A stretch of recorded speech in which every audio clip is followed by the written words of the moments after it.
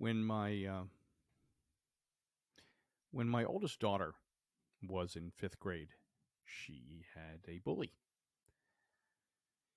and it actually started way before that. But fifth grade was really kind of the culmination of it, in the sense that it involved parents, it involved principals, it involved vice principals, and it also was, interestingly enough, re-triggering for me in many ways to experiences that I had when I was younger, and specifically when I was in fifth grade and I was bullied.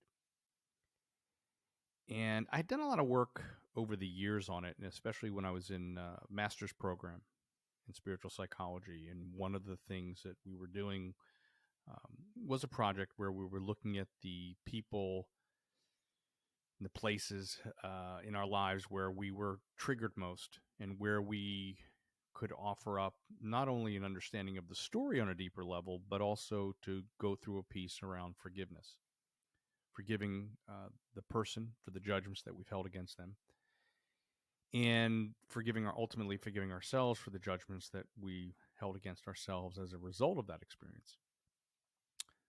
So I thought, interestingly enough, that I was complete with that aspect of my life, with that experience of my life, having gone through it, until my daughter started getting bullied and found myself pulled back into that world and a re-triggering of my own memories.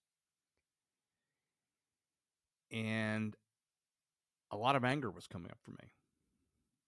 I remember thinking I wanted to beat this girl up and her father. That was my mission at some point, in my head at least. Doing it successfully in my head, but obviously not acting on it. And I was very disturbed with the way the school was handling it. They were just walking on eggshells. This whole, no bully accepted concept, but at the same time, very, very scared that they were going to get sued. So walking on eggshells. And at one point, even in a meeting, they actually turned the conversation around onto my daughter as if somehow she invited herself to be bullied. And so I was just in all kinds of upset around it, and was re-triggering for me as well. And so I realized that there was an opening, an opportunity for me in my inside game. And at first, I call those the suck so good moments. At first, I really was angry that I had to go back and do more work around it, and then soon thereafter, I was actually elated that I had the opportunity to take a deeper cut, because I always do believe that there's a deeper cut, and the inside game is an ongoing game. It's not you don't arrive. You're always arriving, and there's always a deeper opportunity. So I realized that something was still up for me, because I found myself very, very reactive and very protective of my daughter, which, some would say is a very natural thing. You want to protect your kids, but I realized I also had a reopening of some wounds for myself around that. So in the process of trying to get all that worked out with school and meetings and principals and vice principals, all that stuff, I decided that I'm going to find my bully. I'm going to go find my bully. And I started to do research. I went through, obviously, social media and Facebook, and I went through all these things. I remember the kid's name very, very clearly. I remember his sister's name, who was actually in my grade. I was in fifth grade at the time. He was in seventh grade. And I was playing basketball on a Saturday morning. It was like a rec morning, they called it, I think, if I'm remembering correctly, where they'd open the gym on Saturday morning, and you go and you play basketball and other things that were going on there for a couple hours. So I remember playing basketball. And I remember I was playing, and I remember seeing this kid. He was in seventh grade, a couple years older, a couple grades older, sitting on the stage with his friends, and they were like looking at me, and they were laughing, and I was like, I knew that it wasn't good. I just knew at that point it was not a good scenario. And at one point, I even saw the sister, who was actually a friend of mine in my class, was also participating in the laughter. And I just knew it was about me and around me. So the rec ended, and the teacher left the room to go turn off the main lights. The main lights were in another closet outside the room. And I remember he turned off the lights, and this kid came up to me and he said, "Is your name Newman?" And I said, "Yes." And he goes, "Are you Jewish?" And I said, "Yes." And the next thing you know, I was on the ground, scared out of my mind. He hit me into next Tuesday. I mean, it was Saturday, and I think it was Tuesday when I woke up.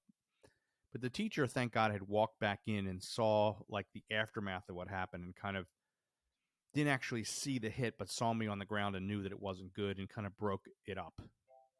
Not that there was anything else to do there, to be honest with you. There was no other challenges that would be available to me in that moment. I was down and I was scared. So I remember going home. Got a ride home from a friend's mom, and I remember going to my room, and I just remember crying. I didn't talk to my parents about it. I didn't talk to anybody about it. I just kind of let it stew. And I had those kinds of experiences as a kid growing up, not just in elementary school, but also in junior high as well. And cut 2 years later, going through this master's program and having this opportunity to confront within me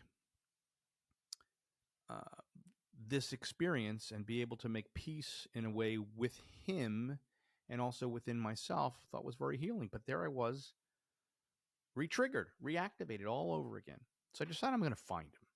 So I went and I asked, a couple of people that I'm still in touch with from high school and grew up with, "Do you ever know what happened to this guy? You remember who that guy? Oh yeah, I remember that guy. Do you remember his sister? Yeah, she was in our grade. Yeah. Do you remember what happened to her? No."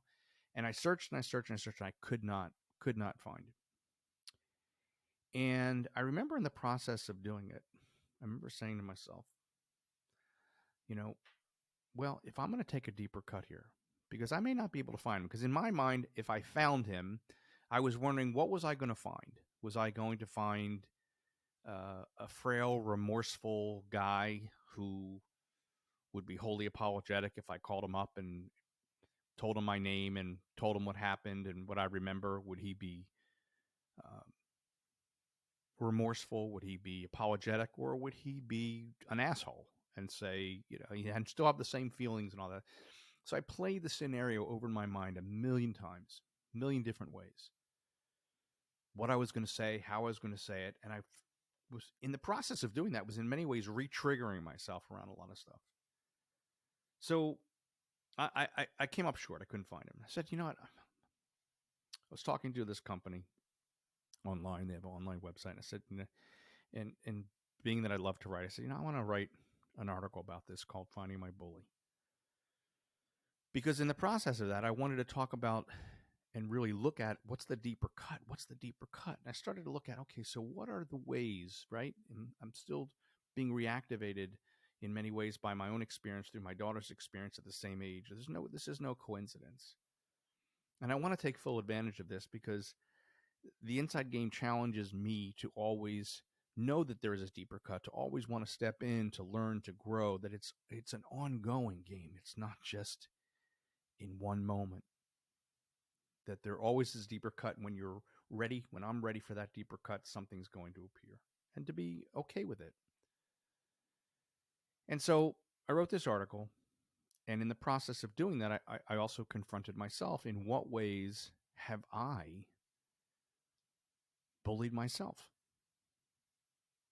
In what ways have aspects of my own self bullied me, been critical of me, had given myself a hard time, all that stuff? And so I went through that process and I wrote this whole article, and I was really excited by it, and it was very cathartic for me. And I was knowing that I needed to be more peaceful, because if I was really going to be able to support my daughter, I had to do it from a place of love and not from a place of my own fear.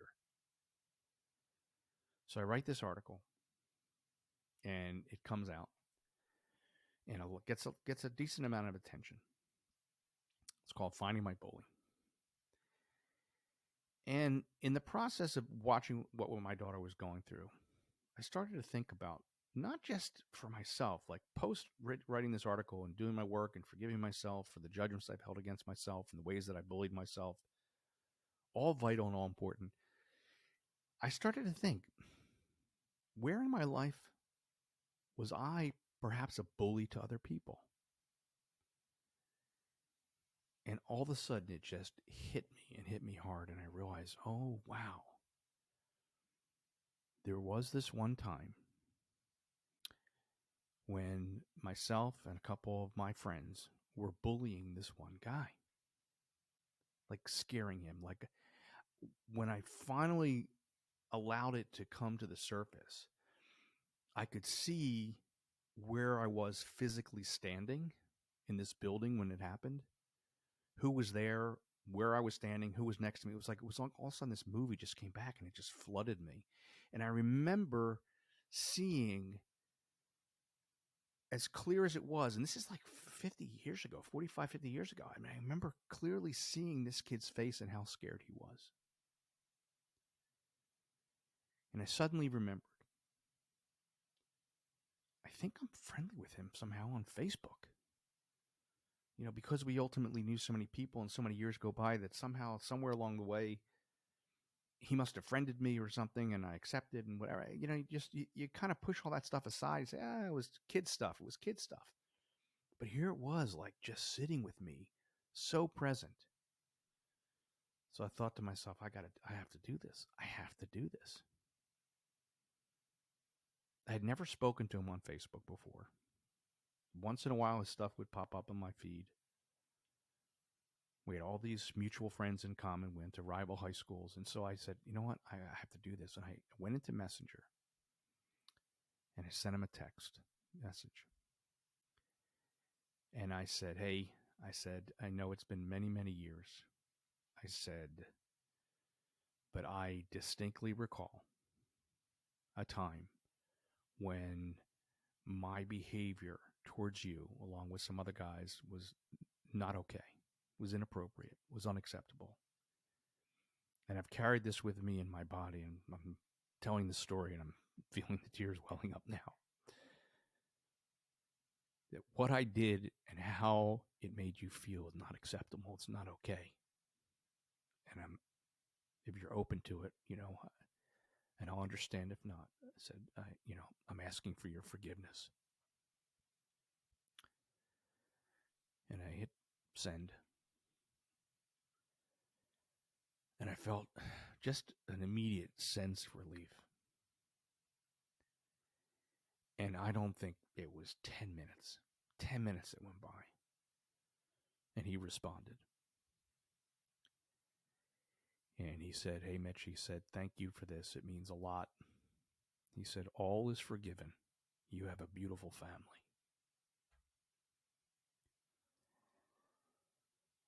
And a huge weight just felt more and more weight just leaving my body. I had no idea I'd been carrying this so long.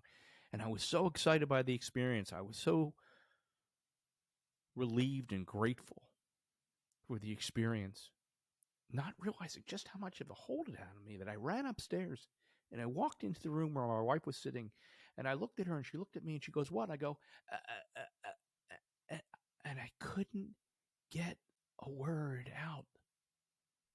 And I just burst into tears. Just hysterical crying. And my wife's, what's going on? And I kept trying to talk and trying to tell.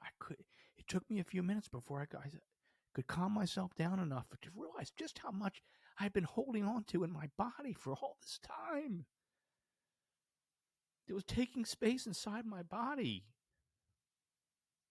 that I was able to release it, to have his blessing on top of it. He didn't have to. He could have told me to go fuck myself. But I've been storing this in my body for all these decades. And that day,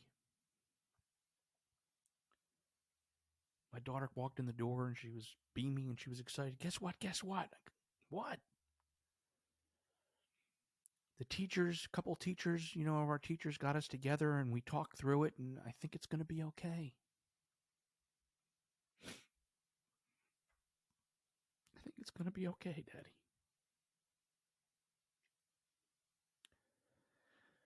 So there's a lot of healing in that moment for myself.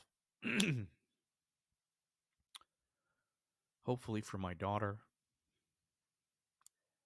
and the timing of it, of what I had just literally experienced and asking, and because I totally had thought I'd forgot about it, and when I actually just thought, no, this was not okay. What I participated in was not okay.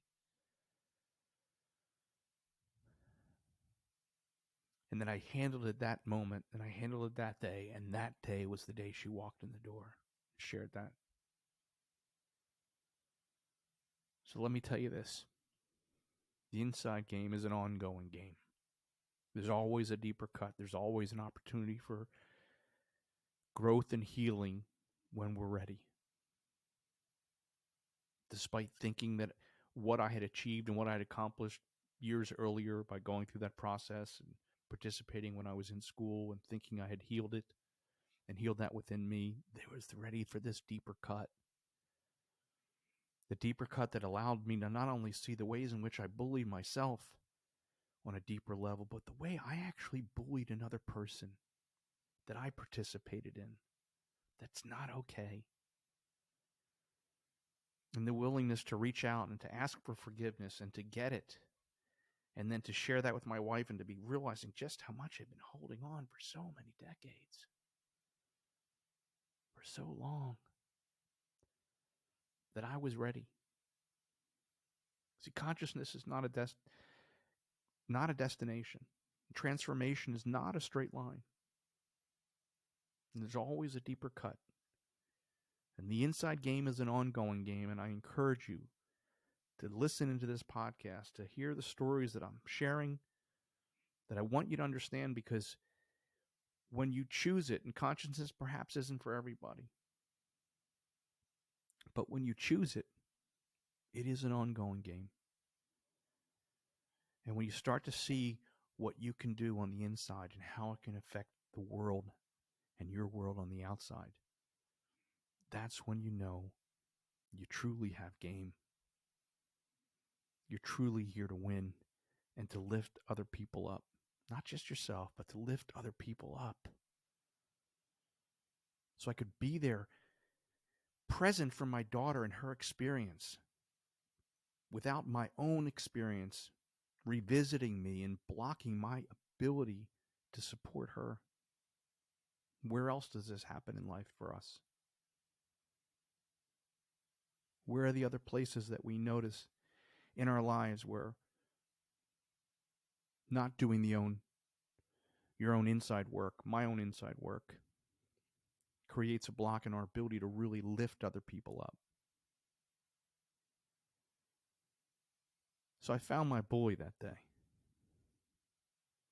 And that bully was me. And I asked for forgiveness and I got it.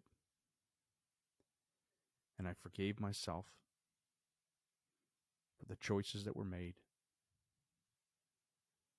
And I was then able to show up, fully show up,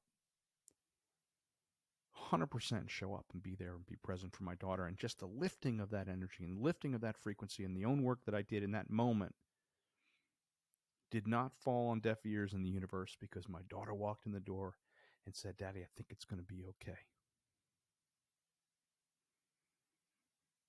I think it's going to be okay." And you know what? It was okay. It is okay. Even in the challenges, it's okay. We'll see you again next time.